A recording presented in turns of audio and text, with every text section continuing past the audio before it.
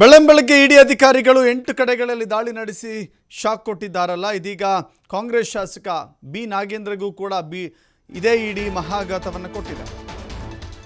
ಇದು ಮಹಾಘಾತ ಅನ್ನೋದಕ್ಕಿಂತ ನಾಗೇಂದ್ರ ಅವರಿಗೆ ಅಥವಾ ನಾಗೇಂದ್ರ ಅವರಿಂದ ಇನ್ನುಳಿದ ಶಾಸಕರಿಗೆ ಆಘಾತ ಆಯಿತು.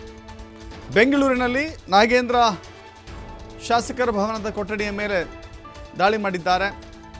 ಅವರ LH ನಂಬರ್ 360 ರೂಮ್ ನಂಬರ್ ಈ ದಾಳಿ ಮಾಡಲಾಗಿದೆ. ನಾಗೇಂದ್ರಗೆ ಸೇರಿದಂಥ ಕೊಠಡಿಯ ಮೇಲೆ ದಾಳಿ ನಡೆಸಿ ಪರಿಶೀಲನೆ ಮಾಡಲಾಗ್ತಾ ಇದೆ.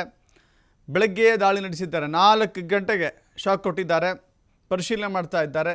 ವಾಲ್ಮೀಕಿ ನಿಗಮದಲ್ಲಿ ಅಕ್ರಮ ಎಸಗಿದ್ದಾರಲ್ಲ, ಬಹುಕೋಟಿ ಹಗರಣ ನಡೀತು. ಹಣವನ್ನು ಹೆಂಗೆ ಡ್ರಾ ಮಾಡ್ಕೊಂಡಿದ್ರು ಅಂತ ಹೇಳಿದ್ರೆ ನಿಜಕ್ಕೂ ಕಂಡು ಕೇಳರಿದಂಥ ಹಗರಣ ಇದು. ರಾಜ್ಯದ ಇತಿಹಾಸದಲ್ಲಿ ನೋಡಿದ್ರೆ ಅಲ್ಲೋ ಇಲ್ಲೋ ಅಷ್ಟು ಪರ್ಸೆಂಟು ಇಷ್ಟು ಪರ್ಸೆಂಟು ಲೂಟಿ ಹೊಡೆದಿರೋದನ್ನು ನಾವು ನೋಡಿದ್ವಿ. ಆದರೆ ಇಲ್ಲಿ ಹಾಗಲ್ಲ, ಇಡೀ ಹಣವನ್ನು ಲಪಟಾಯಿಸಿ ಬೇರೆ ಬೇರೆ ಕಡೆಗಳಲ್ಲಿ ವರ್ಗಾವಣೆ ಮಾಡಿದಂಥ ಉದಾಹರಣೆ ಇತ್ತು. ಅದರ ಜೊತೆಗೆ ಬಳ್ಳಾರಿಯಲ್ಲಿ ನಡೆದಂಥ ಲೋಕಸಭಾ ಚುನಾವಣೆಯಲ್ಲಿ ಈ ಹಣವನ್ನೇ ಹೂಡಿಕೆ ಮಾಡಿದ್ದಾರೆ ಅನ್ನೋ ಮಾಹಿತಿ ಕೂಡ ಇತ್ತು.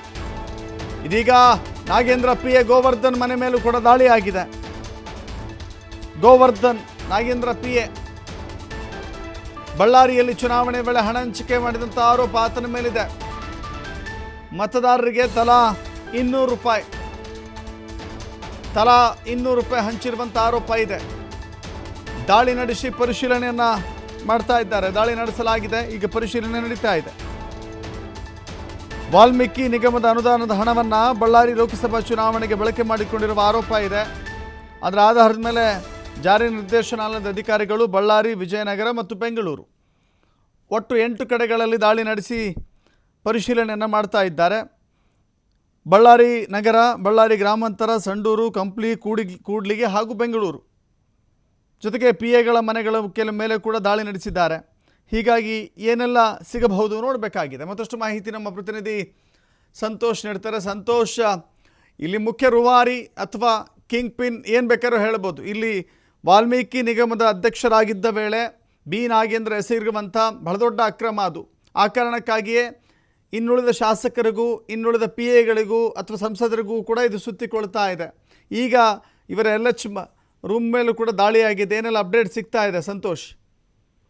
ದಶರಥ್, ಈಗಾಗಲೇ 2023ರಲ್ಲಿ ವಾಲ್ಮೀಕಿ ನಿಗಮಕ್ಕೆ ಸಂಬಂಧಪಟ್ಟಂಗೆ 187 ಕೋಟಿ ಹಣವನ್ನ ಅಕ್ರಮವಾಗಿ ದುರುಪಯೋಗಪಡಿಸಿಕೊಂಡಿರುವಂತಹ ಆರೋಪಗಳಿತ್ತು. ಇದಕ್ಕೆ ಸಂಬಂಧಪಟ್ಟ ಹಾಗೆ ಈಗಾಗಲೇ SIT ಇಂದನೂ ಕೂಡ ಒಂದು ತನಿಖೆಯನ್ನ ಮಾಡಲಾಗಿತ್ತು. ಅದರ ಜೊತೆಗೆ ಇಡಿ ಕೂಡ ದಾಳಿಯನ್ನು ನಡೆಸಿತ್ತು. ಇಡಿ ದಾಳಿಯನ್ನ ನಡೆಸಿ ನಾಗೇಂದ್ರ ಕೂಡ ಬಂಧನ ಮಾಡಲಾಗಿತ್ತು.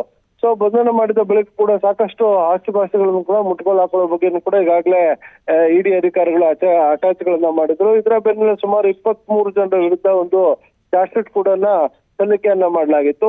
ಇದರ ಬೆನ್ನಲ್ಲೇ ಇವತ್ತು ಬೆಳಗ್ಗೆ ಇಡಿ ಅಧಿಕಾರಿಗಳು ಮತ್ತೆ ಒಂದು ಶಾಖನ ಕೊಟ್ಟಿರುವಂತದ್ದು. LH ಇರ್ಬೋದು, ಅದರ ಜೊತೆಗೆ ಬಳ್ಳಾರಿ, ಅದರ ವಿಜಯನಗರ ಸೇರಿದಂತೆ, ತುಕಾರಾಮ್ ಸೇರಿದಂತೆ ಮತ್ತು ನಾಗೇಂದ್ರ ಅವರ PAಗಳು ಯಾರಿದ್ರು ಆತ್ಮ ಸಹಾಯಕರು ಅವರ ಮನೆ ಮನೆಗಳು ಕೂಡ ಈಗಾಗಲೇ ದಾಳಿಯನ್ನ ನಡೆಸಿರುವಂತದ್ದು. ಅಂದ್ರೆ ಇಷ್ಟು ದಿನಗಳ ಕಾಲ ಇಡಿ ಅಧಿಕಾರಿಗಳು ತನಿಖೆಯನ್ನ ನಡೆಸಿ ಕಲೆ ಹಾಕಿದಂತ ಮಾಹಿತಿಗಳೇನಿತ್ತು, ಈ ಮಾಹಿತಿಗಳನ್ನ ಆಧಾರವಾಗಿ ಇಟ್ಟುಕೊಂಡು ಈ ದಾಳಿಯನ್ನು ನಡೆಸಿದೆ. ಅದರ ಜೊತೆಗೆ ಲೋಕಸಭಾ ಚುನಾವಣಾ ಸಂದರ್ಭದಲ್ಲಿ ತಲಾ ಒಂದೊಂದು ಓಟಿಗೆ 200 ರೂಪಾಯಿ ಆಗಿ ಹಂಚಿಕೆಯನ್ನ ಮಾಡಿದ್ರು ಅನ್ನೋ ಆರೋಪ ಕೂಡ ಕೇಳಿ ಬಂದಿತ್ತು.